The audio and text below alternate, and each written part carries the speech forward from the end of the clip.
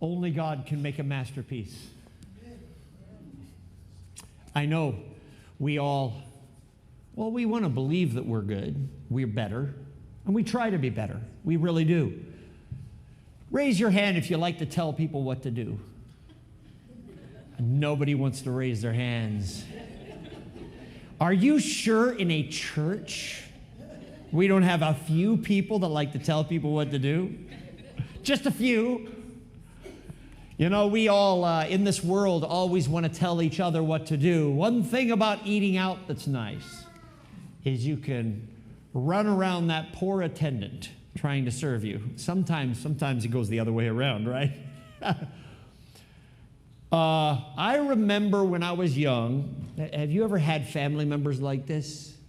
I remember when I was young, there was someone that would order in my family, and I'm not going to say it, extended family, that you were always embarrassed to go to the restaurant with. Because no matter what, you know what I'm talking about, right? No matter what, there's always a problem. I would get nervous because I would wonder if there's somebody that might have spat in my food afterwards. Because frankly, when someone's so mean, don't do that. No. It's one thing to ask. It's another thing to demand. We as human beings can be demanding sometimes. Isn't that true? Come on. Isn't that true? Yeah. We put on a mask sometimes in our lives that we're okay. But then we get home and the mask sometimes comes off. Inevitably, when we have masks on, they always come off at some point or another. And all of us do wear those masks. We have what we believe in polite society is to be this way. At home, it's this way. With family, it's that way. And then there's on our own. You know, I've been told many times, and this is a very wise saying, that if you want to know somebody's character, see how they treat someone that is underneath them, meaning of a, quotes, lower position than them. How they treat attendants, how they treat people that they will never, thinking that they will not meet again. I remember the Waldorf Astoria story, where the owner of the Waldorf Astoria early on had somebody there, and he was an attendant because he was the owner, but the person that was supposed to take care of was not, did not know it was the owner, and just treated him like, he says, you know, when the guy found out, all of a sudden he changed. Isn't it interesting? I know I've seen that before. You know, as a pastor, sometimes we have to deal with that even ourselves. Sometimes people don't know you're the pastor, you know? And sometimes pastors also treat people. Have you ever had that? Stop preaching, Pastor. I'd like you to turn in your Bibles for a second to Luke, because we've got to discover what it is that is our root as Christians. Why is it we exist, and how is it that God has asked us to be different from the world? In the book of Luke, chapter 22, very interesting circumstance. And of course, we were in the car from when we came from this educator convention. And by the way, Anna just corrected me. I said a couple thousand. Anna said 5,000 plus. Okay, yes, I know. It was huge, man. And then as we come back, we're on our way back, and I'm in the car saying, all that prep time I'm supposed to do for sermon, I'm driving. So I don't have anything up on the screen. I have a couple things I wanted to show you, but I want you in your mind's eye to go with me. Now the festival, verse 20, chapter 22, Luke 22, verse 1. Now the festival of unleavened bread, called Passover, was approaching. The chief priests and teachers of the law were looking for some way to get rid of, I like that, to get rid of Jesus. How do you like that, get rid of? Boy. Sometimes my question to all of us is, our church, if Jesus was to come, would we want to get rid of him? Would we be the kind of people that would say, thank God he's here, or would he bother us? And you know, with what Jesus is about to say, it bothers most of us as human beings. So the chief priests had already worked out a deal with Judas, one of the 12, to betray Jesus, because they didn't know where he was or what he looked like. You know, there was no mass media back then. Today there are pictures, so you can see what people look like, you know. You see on Instagram, you'll see a picture of Pastor John, you know what he looks like. But in the ancient world, the only way you saw what people were like is at a distance, unless you were close to them, or through art, like chiseled out, sculpted. You know, Alexander the Great, we have ancient pictures of him that we can kind of see. And you can kind of give an idea of what he looked like, you know. But in that world, there was no news media, so they'd only see Jesus at a distance unless they had directly communicated with him. So they needed someone who knows what he looks like, so that when they arrest him, they're arresting the right guy. And Judas was the one to do it. He had agreed, 30 pieces of silver. Verse 7, then came the day of unleavened bread, and the Passover lamb had been sacrificed. Jesus sent Peter and John, saying, go make preparations for us to eat the Passover. Where do you want us to prepare it? They asked. He replied, when you enter a city, there's a man carrying a water jar. He will meet you. Follow him to the house that he enters, and say, to the owner of the house, to the teacher asks where the guest room is where we may eat Passover with my disciples. So now this is something, when we go to Israel, we're going to go to Qumran, which is a place for the Qumran community. And the Essene communities were very much into bathing and baptism and water purification. Last week, remember I had that baptism. I showed you a bunch of baptismal pools all along the front of the Ophiel of the temple. Remember that last week? You saw all those different places where the water were. And that's the mikvah, where water is kept, so that baptismal, ceremonial baptism, people wash themselves before going into the temple. The sustaining of that practice was through one sect of Judaism called the Essenes, or they had other names for themselves, but they had a location where you go to, which is the old city of Jerusalem, the Zion corridor, or the Jewish quarter we call it today, that quarter of the ancient city, where you find a place called the upper room. And right across from that upper room where Jesus had the Last Supper, right literally across from it is where David and his tomb was. And we will see that. You go there to this holy place.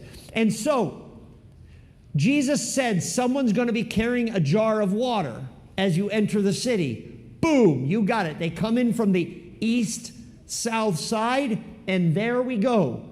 You see some of those Essenes, and they were connected. You know, this community in Qumran, John the Baptist grew up there in Qumran. Why? Because the Qumran community would oftentimes take in those children that had no parents. And John the Baptist, when he was born to Zechariah, very old, and they died at a young age, and so to that community it went. And in fact, if you go to Qumran, you will see there are even writings about John the Baptist in that community, that they themselves wrote about him, that John left the community to go do baptisms. John the Baptist, that is, before Jesus came. So Jesus knew this community of people and the baptismal community of Qumran. And it was in Jerusalem. And this is the same sect carrying the water. They're the ones in charge of the upper room.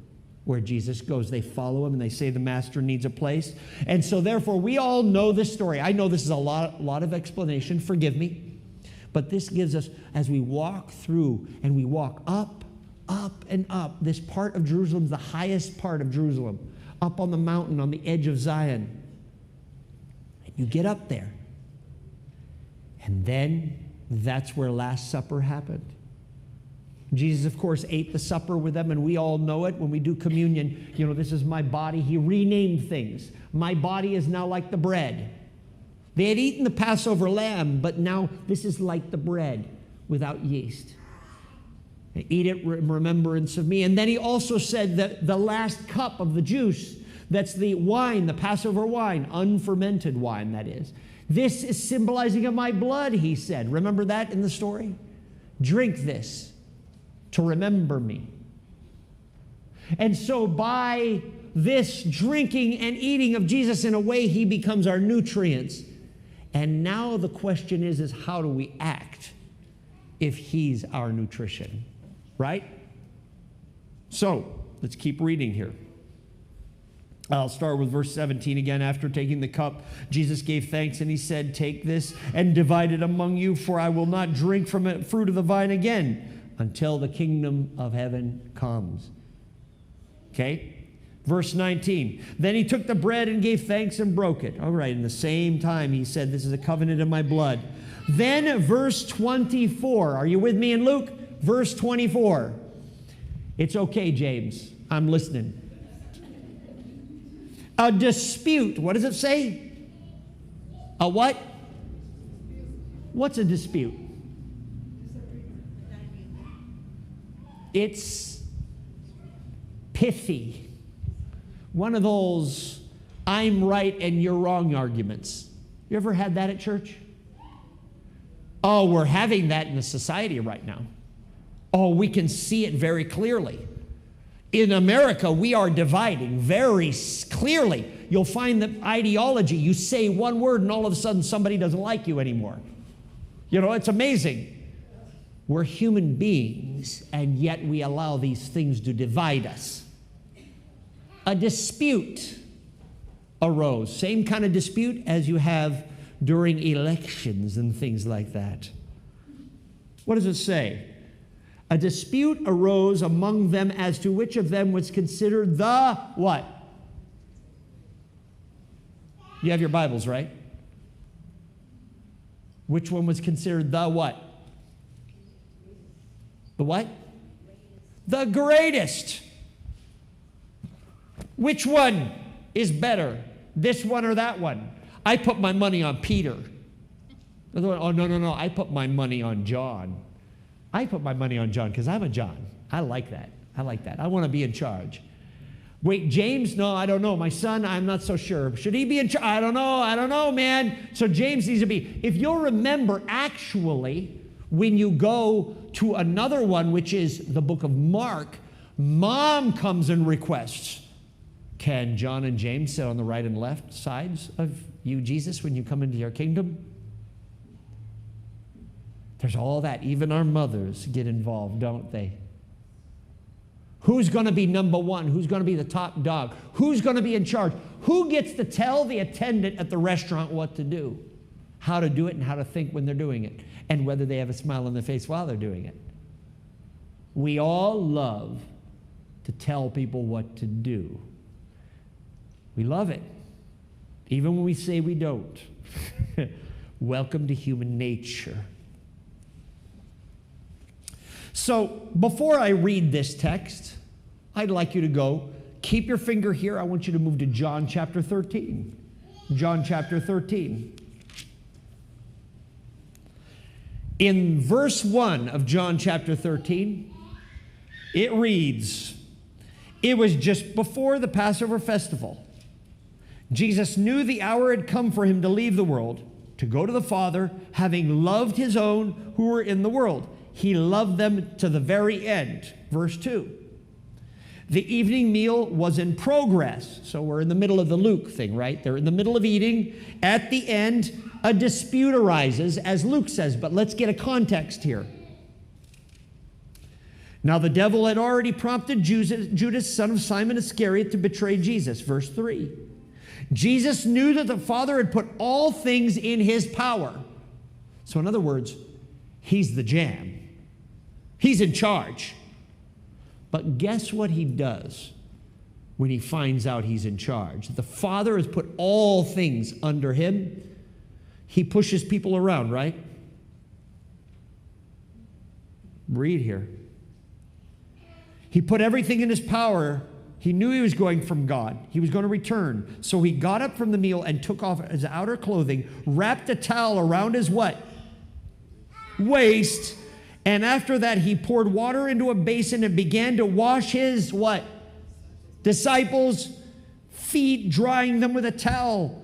It was wrapped around him. In other words, the argument starts to arise, who's number one? And Jesus, as a typical Jesus, he doesn't just open his mouth, he acts. Apparently, the servant, usually a kid, in the ancient world, you'd have a young person that has to be fed, right? So they're in charge of washing the disciples' feet or washing anyone's feet that come in. I mean, during the day, have you ever walked in a dusty place long term without any socks, just with sandals? I remember in Bangkok, Thailand, I used to drive a motorcycle, and I had Birkenstocks on, and I learned no socks with the Birkenstocks. It's not Birkenstocks, it's Birkenstocks, right? And so, bare feet, roll your pants up a little bit, because if it's raining, your foot's going to go down into that raw sewage. I'm sorry, but what I mean by that, it's the klungs. What happens? The water comes and it goes up and up and up and up, and then it gets that, right, Jeff? It gets that smell, and you go, whoa, you're under the bridge, and your foot. You don't want to have shoes, you have sandals. Easier to clean, easier to operate. When you come back to the place, and what do? This is one thing about Thais. In Thailand, sometimes they'll take showers like 3-4 times a day. That's normal. And I did the same thing.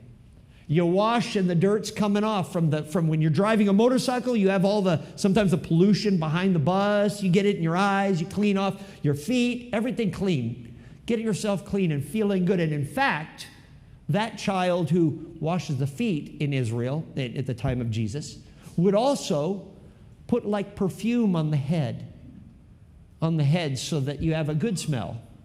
So you don't have the smell of Bo, right? B-O, right? You want to smell good. They're just like us. They don't have right guards, so they do things in other ways that makes it better. It makes life happy, clean. Every country's the same. Even in our country, we do the same kinds of things. We just have different ways of doing the same stuff.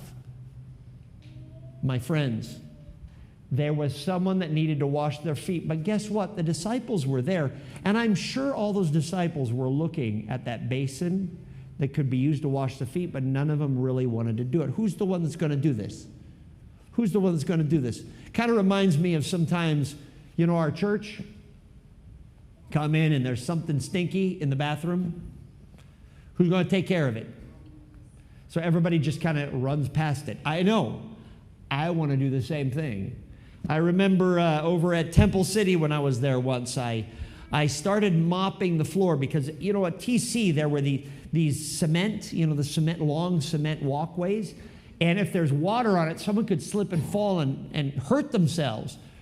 And there was some water, somebody had spilled something, but nobody cleaned it up, and I saw elders and deacons walking around it. This was back when I first got there, and so I just said, where's a mop? I found a mop and I started mopping, and immediately one of the elders comes to me and says, no, pastors don't work like that here. I said, well, I'm done already, and nobody else was doing it, so here I am. You're welcome. Anyway, but the thing is nobody had washed anyone else's feet. They were too busy talking about who's going to be number one. We all experience that, don't we? And Jesus put the towel around his waist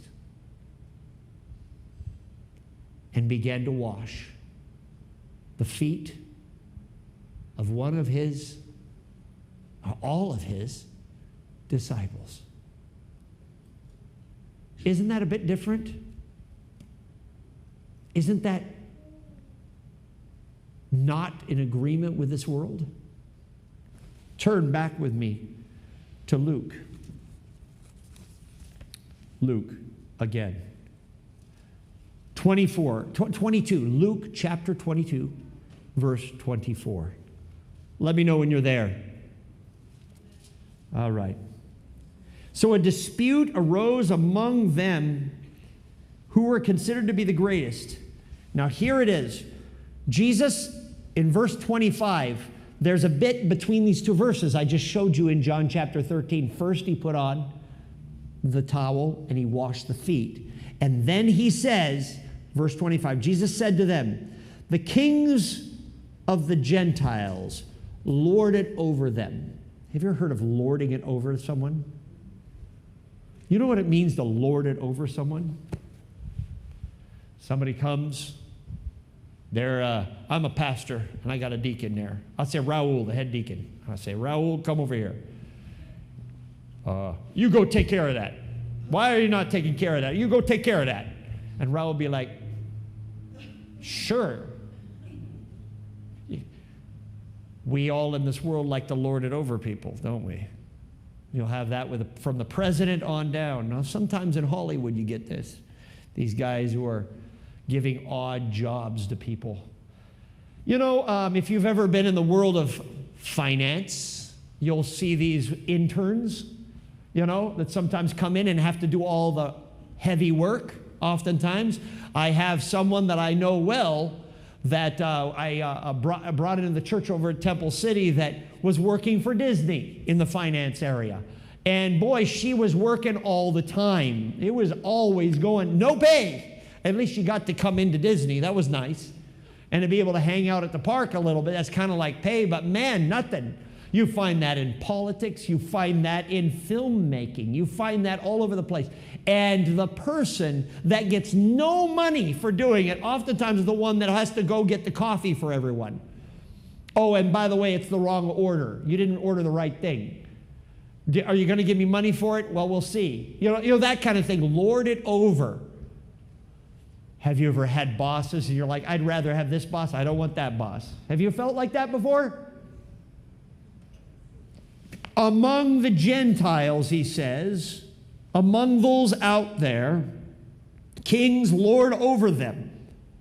And they exercise their authority and call themselves benefactors. Verse 26. But you are not to be like that. Instead, the greatest among you should be like what? The youngest. And the one who rules like the one who, what? Serves. Have you ever heard of the term public servant? Now, I don't know about you, but public servant has kind of changed, hasn't it? Sometimes you're not sure if they're a servant or are we serving them, but they're called a servant. I don't know. But that's the same way churches are sometimes. You know? It's different. Power structure in this world is like a pyramid. You climb up and the big guy on top's telling everyone what to do. But in God's church, it's more like this. Jesus is at the dead bottom. He serves everyone above him. And as a servant of Jesus, a disciple, it's not a fun thing because meaning when I say it's not a fun thing, it's not meant to be fun. It's meant to be joyful. Because there is fun in serving God. But you must believe. And that's where the joy comes in. My friends, there is nothing better than learning to serve someone who never can repay you. It's a different kind of joy. It's not like a salary. It's like bigger than salary.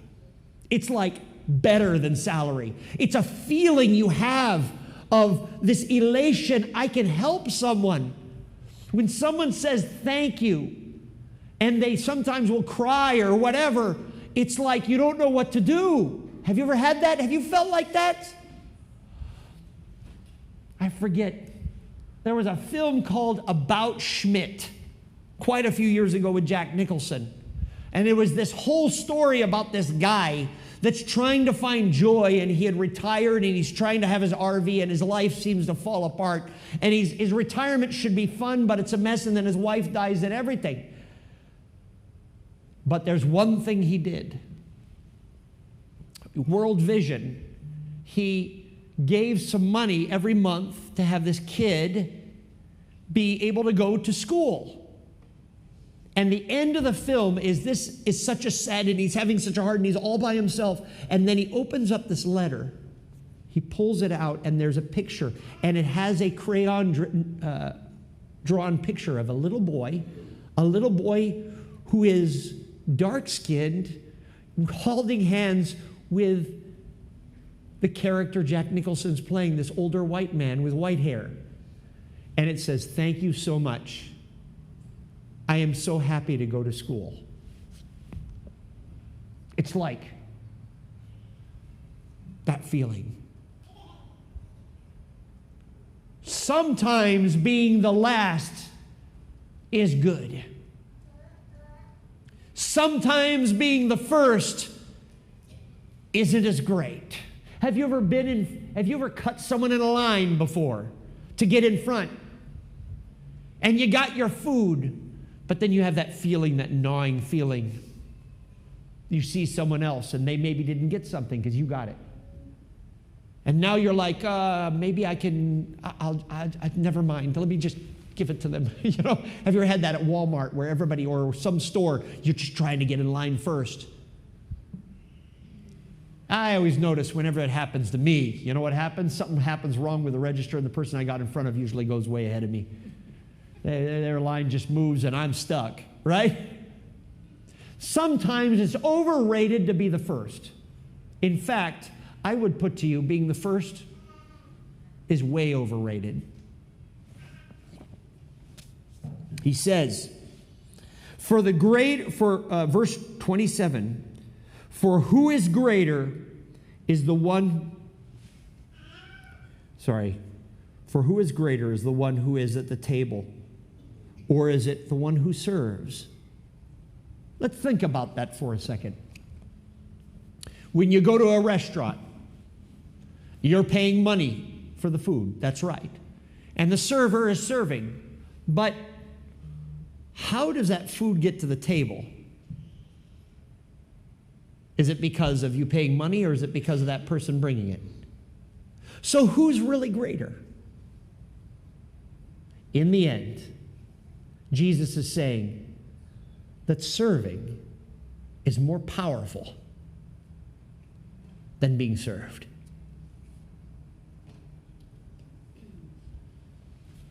We Americans need to understand that. We in America, whether you're American or not, we in America need to understand that clearly. We must learn to serve. It doesn't mean that when someone's doing wrong, it's okay.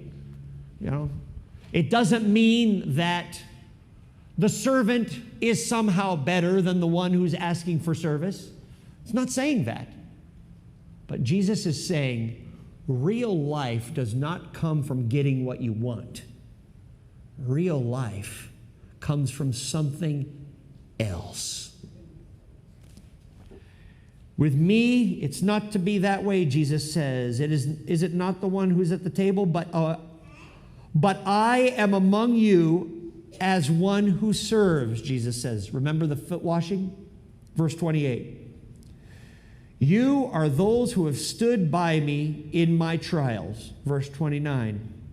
And I confer unto you the kingdom, just as my Father conferred it unto me, so that you may eat and drink at my table in my kingdom and sit on thrones, judging the 12 tribes of Israel. Now he says, because of service, that's how we find power, through serving one another. Simon is very interesting. He then turns to Simon and he says, Satan is asked to sift you as wheat, but I have prayed for you. Now let's stop there real quick. You know why he's saying that to Simon? Peter was always the one who wants to be in charge. I mean, we see it all through the text. He is an alpha all the way. His mouth is constantly going. Jesus says, Satan will sift you, but I prayed for you. And after this is all done, you need to come back. And you will lead, but it's only through pain. Actually, Peter says, I'll die for you. And Jesus says, after three, the cock will crow 3 times, and you're going to deny me. No, that's not going to happen, and we know the story. Serving is not an initial joy, and it never looks like that. And as you look at church, and as you look at the kingdom of heaven around you, a lot of times you may look at those of us who are working and say, that seems like a lot of just, it's not fun. Let me show you something else. I'd like you to turn right in the middle of your Bible. Isaiah. Isaiah, it's near the middle. I guess it's just beyond the middle. The middle is like Psalms, just a little bit to your right. You'll find Isaiah. Isaiah chapter 6. And this is an image that came up in the life of Isaiah, which is he comes into the temple. Isaiah actually was a prophet, but also he was a priest as well. He comes into the temple and he sees a vision. And in this vision, he sees the Lord sitting in the temple where the most holy place is. And it says, his beard is long, this white beard. Now, this is all anthropomorphism. This is all like a way of explaining the most holy God to an Israelite in about 600 BC, okay? So that's how it is, right? And the Lord is filling it, and he's got this long beard, and it comes, and then it says, whole is verse 3 of chapter 6 in Isaiah, and they were calling to one another, holy, holy is the Lord Almighty. The whole earth is full of his glory. Verse 4, at the sound of their voices, the doorposts and thresholds shook, and the temple was filled with smoke.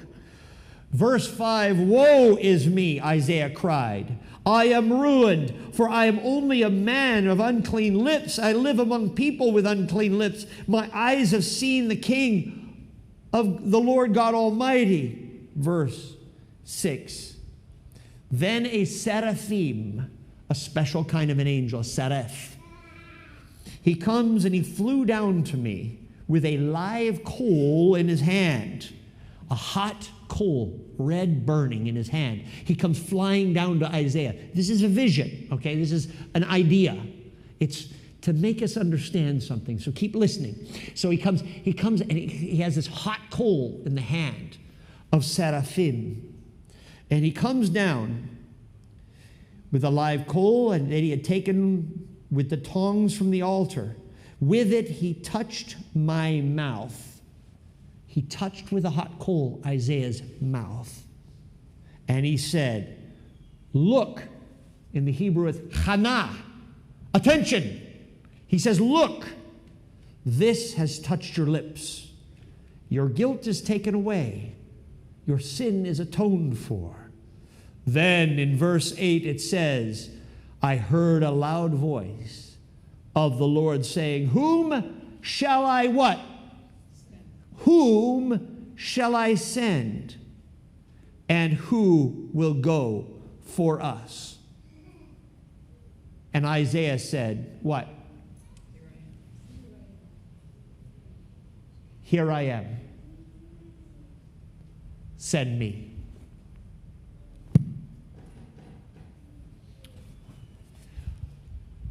The sermon today is called Response. When we take Jesus into our lives, what is your response? Are we going to be like the world and see this as a social club about who is in charge of what, and these people are on this level, those people are on those levels, and we treat them accordingly? Or will we say, Lord, send me, I will serve? Do you know you can serve anywhere? Anywhere. At church, in the world, at the store, at the restaurant. You can serve anywhere. The question is, are you willing to respond to God and say, here I am, Lord. Send me.